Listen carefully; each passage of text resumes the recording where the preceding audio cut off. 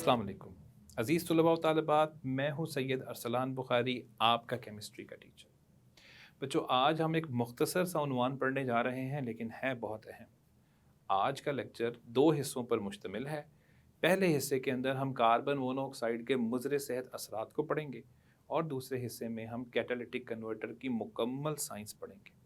तो चलें चलते हैं बोर्ड की तरफ और आपको मालूमात देते हैं कार्बन मोनोऑक्साइड और कैटालिटिक कन्वर्टर्स के बारे में।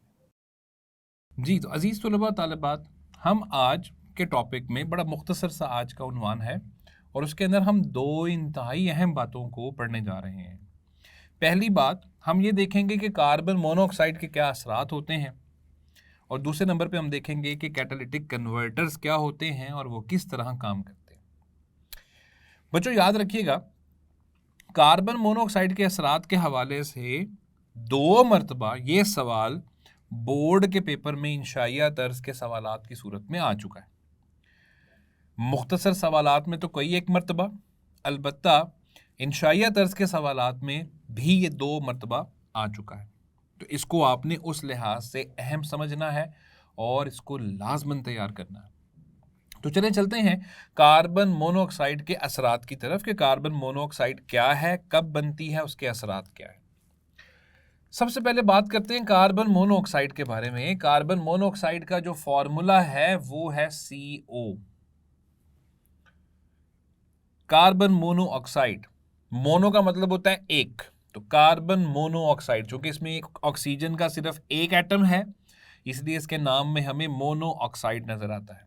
बच्चों, अगर हम इसके साख्त की बात करें, अगर हम इसके स्ट्रक्चर की बात करें, तो हमें पता चलता है कि कार्बन का एटॉमिक नंबर 6 है और अगर हम इसकी इलेक्ट्रॉनिक कॉन्फ़िगरेशन करें तो हमें पता चलता है कि पहले शेल के अंदर 2 इलेक्ट्रॉन्स और दूसरे शेल में 4 इलेक्ट्रॉन्स आते हैं।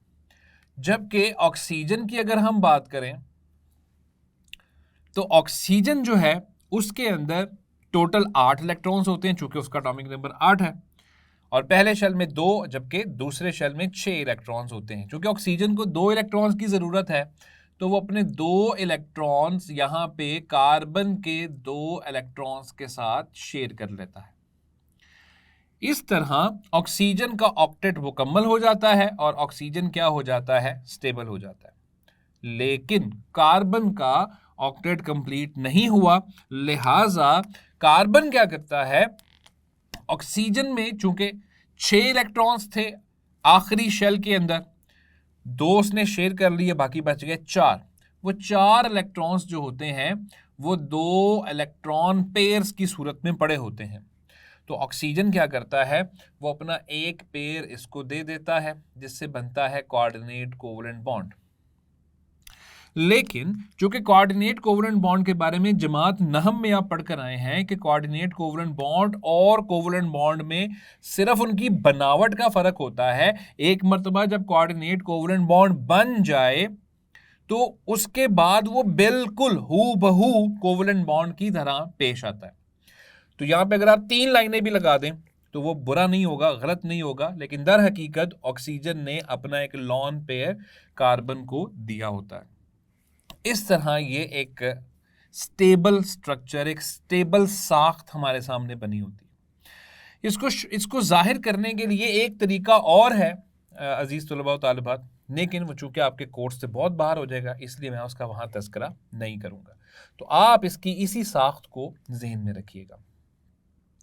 कार्बन मोनोऑक्साइड कहां पे बनती है, इसके ऊपर हम पहले भी गुज़िश्ता एक लेक्चर के अंदर तफसील पढ़ के आ चुके हैं कि कार्बन मोनोऑक्साइड फॉसिल फ्यूल्स की नामुकम्मल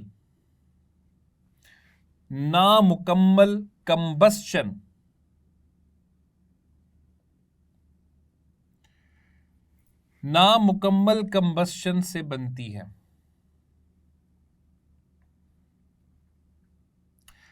अच्छा बच्चों, अब ये मुकम्मल कंबस्शन क्या होती है और नामुकम्मल कंबस्शन क्या होती है?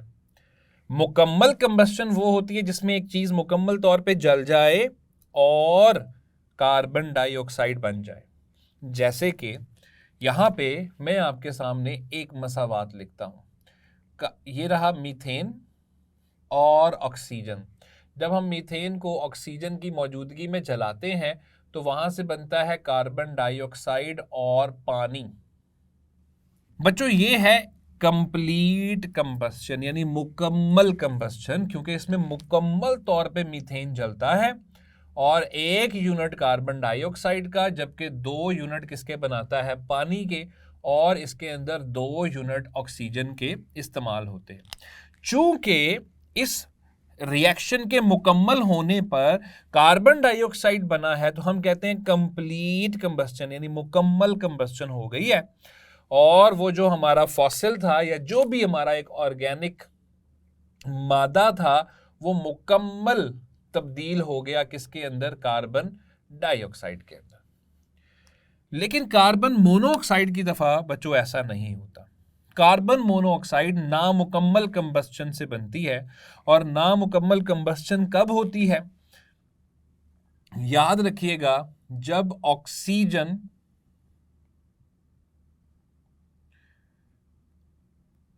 की मिकदार कम हो। तो जब ऑक्सीजन की मिकदार कम होती है, जब ऑक्सीजन की मिकदार कम हो जाए तो ऑक्सीजन के कम होने की वजह से नामुकम्मल कंबस्शन होती है। फिर कार्बन डाइऑक्साइड नहीं बनती बच्चों, फिर क्या बनती है, कार्बन मोनोऑक्साइड। अब जरा सोचिए, दिमाग में लेकर आए कि हमारी आम जिंदगी में हम इसको कहाँ देखते हैं। हमारी आम जिंदगी में हम इसको देखते हैं जब हम सर्दियों के मौसम में रात के वक्त बिलखसूस या किसी भी वक्त कमरे को मुकम्मल तौर पे बंद करके उसमें कोई गैस का हीटर लगाते हैं या कोयले को जलाते हैं अंगीठी के अंदर। क्या होता है, गौर से सुनिएगा। होता यह है कि अगर हम एक गैस के हीटर की बात करें तो उसमें चूंकि मीथेन आ रही होती है, उसको ऑक्सीजन भी मिल रही होती है, हमने कमरे का कोई ना कोई दरवाज़ा खुला रखा होता है, या फर्ज करें अगर नहीं भी खुला रखा हुआ और मुकम्मल बंद किया हुआ, तो शुरू में चूंकि ऑक्सीजन ज़्यादा होती है कमरे के अंदर, मीथेन जलती है, मीथेन उस ऑक्सीजन को इस्तेमाल करती है और कार्बन डाइऑक्साइड बनना शुरू हो जाती है। कुछ देर के बाद चूंकि कमरे की ऑक्सीजन इस्तेमाल हो रही है तो कमरे के अंदर ऑक्सीजन की मिकदार कम होती है, और जब कमरे के अंदर ऑक्सीजन की मिकदार कम होती है उस वक्त नामुकम्मल कंबस्शन शुरू हो जाती है। कार्बन डाइऑक्साइड की बजाय कार्बन मोनोऑक्साइड बनना शुरू हो जाती है। उसकी मसावात कुछ इस तरह से है कि ये रहा मीथेन, ऑक्सीजन की मौजूदगी में जला, कार्बन मोनोऑक्साइड बना, कार्बन बना, पानी बना। और अगर हम इस मसावात को बैलेंस करते हैं तो बच्चों याद रखिएगा, इसमें 3 यूनिट मीथेन के होते हैं, 4 यूनिट ऑक्सीजन के होते हैं, हमारे पास 2 यूनिट कार्बन मोनोऑक्साइड के बनते हैं, जबकि 6 यूनिट पानी के बनते हैं। अब ये जो कार्बन मोनोऑक्साइड बनी है ये क्यों बनी है, ये इसलिए बनी है क्योंकि ऑक्सीजन की मिकदार कमरे में कम होती चली जा रही थी। तो कम ऑक्सीजन के नतीजे में फिर कार्बन डाइऑक्साइड नहीं बनती बल्कि क्या बनती है, कार्बन मोनोऑक्साइड, और फिर ये हमें नुकसान पहुंचाती है। तो सबसे पहला हिस्सा आज के लेक्चर का कि कार्बन मोनोऑक्साइड क्या है, कैसे बनती है, तो हमने देख लिया कि जब कभी भी हम फॉसिल फ्यूल्स की या किसी भी ऑर्गेनिक मादे की नामुकम्मल कंबस्शन करते हैं, यानी कम मिकदार में ऑक्सीजन की कम मिकदार में उसको जलाते हैं, तो कार्बन मोनोऑक्साइड बनती है। अब देखते हैं कार्बन मोनोऑक्साइड के खसूसियात क्या हैं। इसकी खसूसियात में पहली बात ज़हन में रखिएगा कि ये एक बेरंग और बेमहक गैस है। ना इसका कोई रंग है, ना ही इसकी कोई स्मेल है, ना ही इसकी कोई महक है। उससे क्या होगा, यही होगा कि हम अगर ये कमरे में बन रही है तो हमें पता भी नहीं चलेगा कि कोई और गैस बन रही है, क्योंकि हम उसको सूंघ ही नहीं पा रहे, क्योंकि उसकी कोई महक नहीं है, हम उसको देख नहीं पा रहे क्योंकि कोई उसका रंग नहीं है, तो हमें कमरे के अंदर रहते हुए ये बिल्कुल भी अंदाज़ा नहीं होगा कि कार्बन मोनोऑक्साइड बन रही है। दूसरी खसूसियत, ये एक फ्लेमेबल गैस है, इसको आग लग जाती है, कार्बन मोनोऑक्साइड को आग लग जाती है, ये एक फ्लेमेबल गैस है। कार्बन डाइऑक्साइड फ्लेमेबल नहीं, बल्कि वो तो फायर एक्सटिंक्शर के अंदर इस्तेमाल होती है, आग बुझाने वाले आलात में इस्तेमाल होती है, लेकिन ये एक फ्लेमेबल गैस है, इसको आग लग जाती है। तीसरी खसूसियत, ये हवा से कम हल्की है, यानी इसकी डेंसिटी हवा से कम है, लिहाजा ये ऊपर की तरफ उठती है, नीचे नहीं बैठती। कार्बन डाइऑक्साइड चूंकि एक भारी गैस है, वो नीचे बैठती है, लेकिन कार्बन मोनोऑक्साइड एक हल्की गैस है, इसकी डेंसिटी कम होती है, लिहाजा ये ऊपर की तरफ आती है। तो अगर ये कमरे में बन रही है तो हल्की गैस होने की वजह से, क्योंकि आप लोग हम क्लास में डिफ्यूजन पढ़कर आए हैं कि जितनी हल्की गैस होगी उसकी डिफ्यूजन उतनी ज़्यादा हो जाती है, तो ये जल्दी, बड़ी जल्दी कमरे में, पूरे कमरे में फैल जाती है। इसके अलावा ये इंतहाई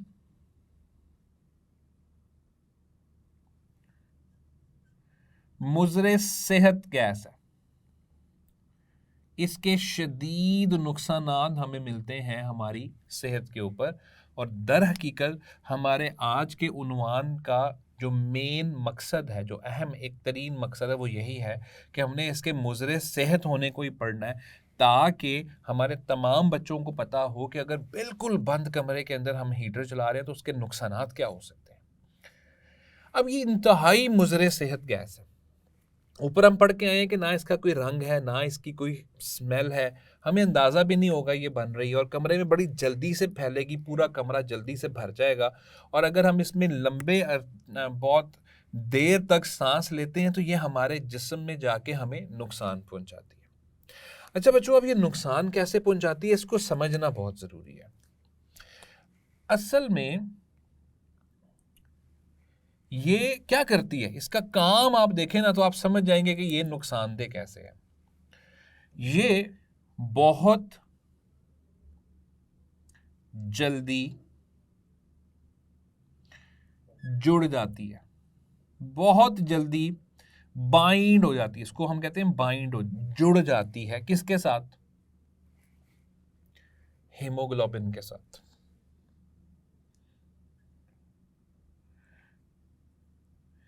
अब हीमोग्लोबिन क्या है?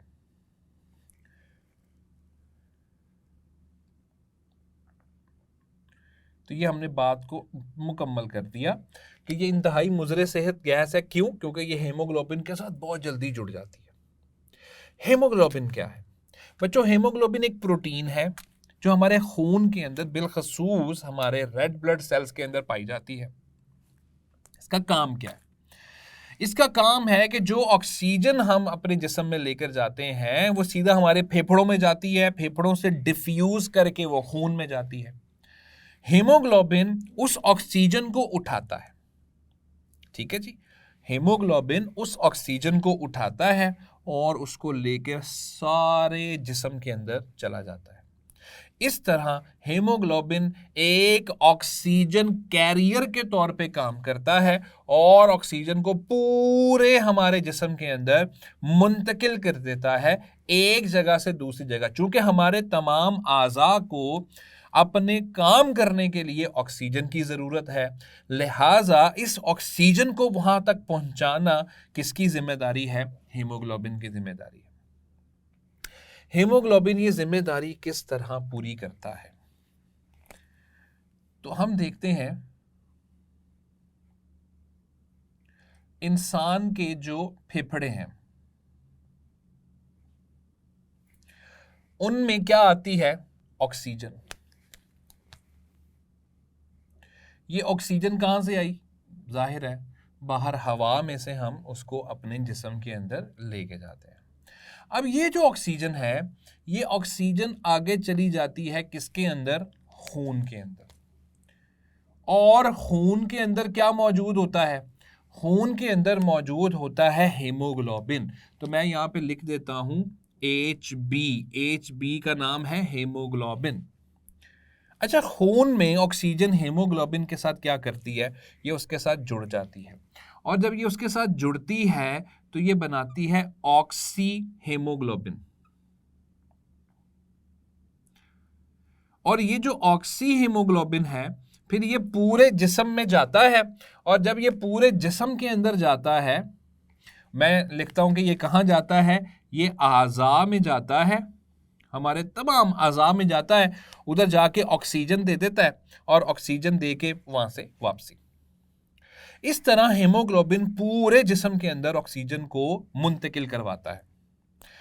लेकिन जब हम ज्यादा देर तक सांस लेते हैं कार्बन मोनोऑक्साइड में, तो कार्बन मोनोऑक्साइड जब हमारे सांस के जरिए अंदर जाती है, तो ये अंदर जाते ही हमारे फेफड़ों में जाती है, फेफड़ों से ये डिफ्यूज करके किधर चली जाती है? खून में चली जाती है।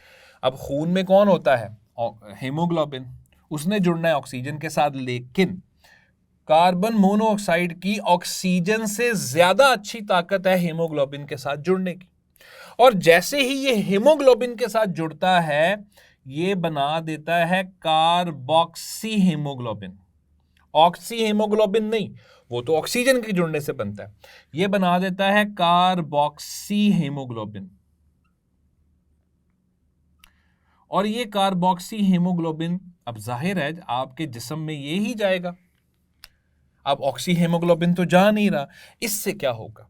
इससे ये होगा कि हमारे जिस्म के अंदर ऑक्सीजन की मिकदार कम हो जाएगी, हमारे आज़ा तक ऑक्सीजन पहुंचना बंद हो जाएगी, जिसकी वजह से आहिस्ता आहिस्ता इंसानी आज़ा जो हैं वो अपने मरने की तरफ जाते जाएंगे, यानी उनका काम खराब हो जाएगा। उनको ऑक्सीजन मिल नहीं रही, ऑक्सीजन उनकी खुराक है।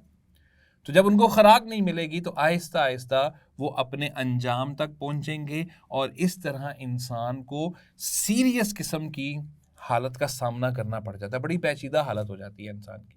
उसकी इब्तिदा कैसे होती है? उसकी इब्तिदा ये होती है, पहले तो इंसान को पता ही नहीं चलता उसके अंदर कार्बन मोनोऑक्साइड जा रही है, जा रही है, जा रही है। उसको पता कब चलता है? जब उसके जिस्म के अंदर ऑक्सीजन की मिकदार खासी कम हो जाती है, फिर उसको सांस चढ़ना शुरू हो जाता है। जब उसको सांस चढ़ना शुरू होता है तो जाहिर है इंसान की एक खूबी है कि उसकी जब उसको नॉर्मल अगर सांस आ रहा है तो ठीक है, लेकिन जब नॉर्मल सांस नहीं आता तो इंसान थोड़ा सा घबराता है। जब इंसान थोड़ा सा घबराता है, यानी पैनिक करता है, घबराने के नतीजे में हमें ज़्यादा ऑक्सीजन चाहिए होती है, लेकिन चूंकि वो बैठा हुआ है कार्बन मोनोऑक्साइड में, वो ज़्यादा कार्बन मोनोऑक्साइड अंदर लेके जाएगा, जिसकी वजह से नुकसान और बढ़ेगा। इसी से अगला मरहला क्या है? अगले मरहले में उसको सफोकेशन स्टार्ट हो जाएगी, यानी उसका दम घुटना शुरू हो जाएगा, और ये दम घुटना आखिरकार उसको मौत तक ले जाता है। इस पूरे अमल को कार्बन मोनोऑक्साइड पॉइजनिंग कहा जाता है, और हर साल कई लोग इस कार्बन मोनोऑक्साइड पॉइजनिंग का शिकार होते हैं और वो मर जाते हैं। और बच्चों याद रखिएगा, बहुत कम लोग होते हैं जो इस अटैक से, इस हमले से वो जिंदा बच जाते हैं, लेकिन असरात उनके ऊपर भी नज़र आते हैं, क्योंकि आज़ा को जब ऑक्सीजन मिलना बंद हो जाती है तो मुख्तलिफ आज़ा जो हैं वो नॉर्मल काम नहीं कर पाते हैं। बहुत सारे लोगों को दुनिया में ये भी देखा गया है कि अगर वो बच गए हैं इससे, तो उनके अंदर नर्वस ब्रेकडाउन देखा गया है कि जब उनके दिमाग को और उनके स्पाइनल कॉर्ड को जब प्रॉपर ऑक्सीजन नहीं मिल रही थी, मतवातर ऑक्सीजन नहीं मिल रही थी, तो वो एक वक्त आया कि वो अपना काम नॉर्मल ना कर पाए, और उसकी वजह से इंसान को माजूरी की तरफ भी जाता देखा गया। तो इसमें इंसान को ख़ास तौर पे ध्यान करना चाहिए। जब कभी भी सर्दियों के मौसम में हम गैस हीटर जलाते हैं या कोयला जलाते हैं, तो हमें कम से कम एक खिड़की या एक दरवाजे को खुला रखना है, मुकम्मल तौर पे हमने उसको बंद नहीं करना। तो ये है कार्बन मोनोऑक्साइड के बड़े सीरियस और पेचीदा और बड़े ख़तरनाक किस्म के असरात, जिनको हमने पढ़ लिया है। अब आते हैं लेक्चर के दूसरे हिस्से की तरफ कि कैटालिटिक कन्वर्टर क्या है। नाम पे गौर करें। कैटालिटिक का लफ्ज़ निकला है कैटालिस्ट से। अच्छा, अब कैटलिस्ट क्या होता है? आपने केमिस्ट्री बायो दोनों में पढ़ा है कि कैटलिस्ट एक ऐसी मादे को कहा जाता है जो रिएक्शन को तेज करता है, स्पीड अप कर देता है, रिएक्शन की रफ्तार बढ़ा देता है, लेकिन खुद रिएक्शन में हिस्सा नहीं लेता, एंड पे बिल्कुल उसी हालत में उसी मिकदार में वापस बच जाता है। कन्वर्टर इंग्लिश का लफ्ज है जिसका मतलब है कन्वर्ट करना, तब्दील कर देना। दर हकीकत कैटालिटिक कन्वर्टर काम किस तरह करते हैं? याद रखिएगा, कैटालिटिक कन्वर्टर ये करते हैं कि ये इंतहाई मुज़रे सेहत कंपाउंड्स जो कहाँ से बनते हैं, गाड़ियों से या फैक्ट्रियों से बनते हैं, उन कंपाउंड्स को क्या करते हैं बेटा, ये उन कंपाउंड्स को कम खतरनाक कंपाउंड्स में तब्दील कर देते हैं। असल काम इनका ये है। कंपाउंड्स के को यानी इंतहाई मुज़रे सेहत कंपाउंड्स को कम खतरनाक कंपाउंड्स में मुंतकिल कर देते हैं।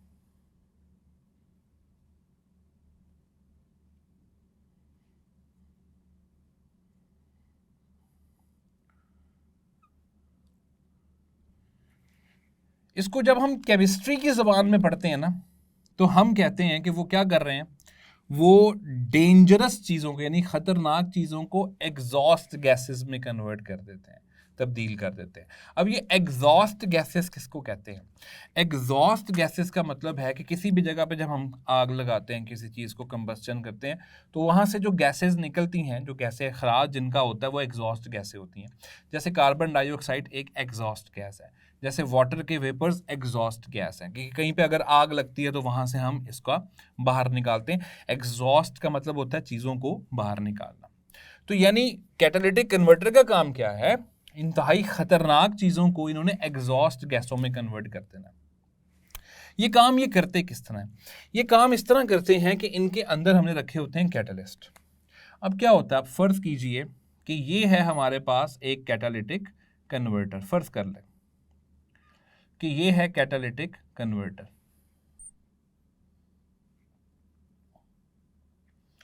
चले, अब हम क्या करते हैं, यहां से इसको लगा देते हैं किसी भी ऐसी जगह के साथ जहां से खतरनाक किस्म की गैसें आ रही हैं। मिसाल के तौर पे हमने कह दिया कि यहां पे किसी भी गाड़ी का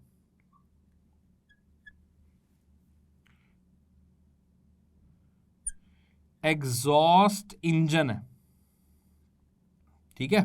अब उस एग्जॉस्ट इंजन के अंदर क्या होगा, उस एग्जॉस्ट इंजन के अंदर फॉसिल फ्यूल्स जलेंगे, पेट्रोल जलेगा। तो जब पेट्रोल जलेगा तो चूंकि वहां पे ऑक्सीजन तो ज़्यादा नहीं होती, इंजन तो मुकम्मल बंद होता है ना, क्लोज्ड इंजन होता है, बंद होता है, ऑक्सीजन कम होती है, लिहाजा वहां से बनती है कार्बन मोनोऑक्साइड। चूंकि कार्बन मोनोऑक्साइड बड़ी खतरनाक होती है, तो जब वो कार्बन मोनोऑक्साइड यहाँ से इधर आती है ना, तो हमने इसके अंदर रखे होते हैं कैटलिस्ट। अच्छा बच्चों, अब कौन कौन से कैटलिस्ट यहां पर हो सकते हैं? हमने जो आम तौर पे कैटलिस्ट देखे हैं उनमें एल्युमिनियम ऑक्साइड को देखा गया है, टाइटेनियम डाइऑक्साइड को देखा गया है, सिलिकॉन डाइऑक्साइड को देखा गया है, और कभी कभार हम इसमें मुख्तलिफ चीज़ों के मिक्सचर भी इस्तेमाल कर लेते हैं। मिसाल के तौर पे गाड़ियों के अंदर आमतौर पे हम क्या करते हैं, एल्युमिनियम ऑक्साइड और सिलिकॉन डाइऑक्साइड का मिक्सचर इस्तेमाल कर लेते हैं। एल्युमिनियम ऑक्साइड को एलुमिना भी कहा जाता है और सिलिकॉन डाइऑक्साइड को सिलिका कहा जाता है। तो ये मिक्सचर हम इस्तेमाल कर लेते हैं एलुमिना का और साथ में सिलिका का। बच्चों याद रखिएगा, ये सारे के सारे जो कंपाउंड्स मैंने आपके सामने लिखे हैं, ये कैटलिस्ट हैं। इनका काम होता है कि ये रिएक्शन करवाते हैं और एंड पे अपने आप को बचा लेते हैं।